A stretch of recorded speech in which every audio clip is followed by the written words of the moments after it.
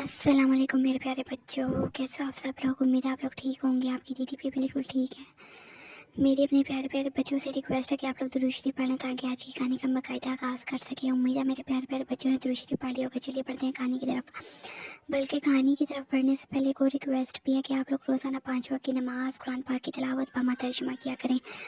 قرآن پاک کو سمجھ سمجھ کر پڑھا کریں اور 5 وقت کی نماز ادا کیا کریں، جس میں فجر، ظہر، عصر، مغرب، عشاء، یہ 5 نمازیں انسان کی کامیابیاں ہیں۔ 5 وقت کی نماز ادا کیا کریں، قرآن پاک کی تلاوت بامہ ترجمہ کیا کریں، قرآن پاک کو ترجمے کے ساتھ لفظ پڑھا کریں اور اس کا مفہوم سمجھا کریں تاکہ آپ کو پتہ لگ سکے کہ اللہ تعالیٰ اپنے بندے سے فرمانا کیا چاہ رہا ہے، اور اپنی زندگیوں میں درود شریف کو زیادہ سے زیادہ پڑھا کریں۔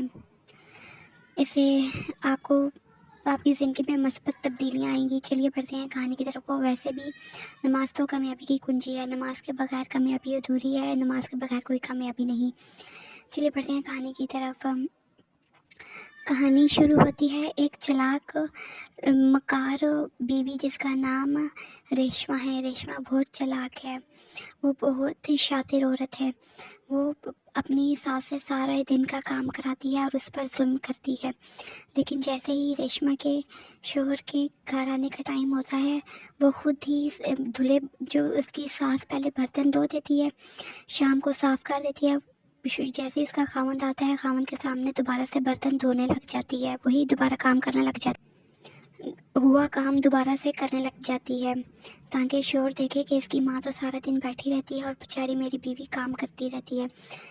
اس کی ساس اپنے بیٹے کو بتاتی بھی ہے کہ یہ بہو سارا دن مجھ سے کام کراتی ہے، میری ٹانگوں میں اتنی جان نہیں، ڈاکٹر نے مجھے آرام کا کہا ہے، میں اتنی بھاری گولیاں، اتنی ہیوی ڈوز لے کر کام نہیں کر سکتی، مجھ پہ رحم کرو، مجھ سے اتنا کام مت کراؤ، اپنی بیوی کو سمجھاؤ۔ جیسے ہی وہ اپنی بیوی کے پاس جاتا کہ ماں سے کام کیوں کرواتی ہو، وہ صاف مکر جاتی، بوڑھیا تو سارا دن چارپائی پہ پڑی رہتی ہے، کوئی کام نہیں کرتی۔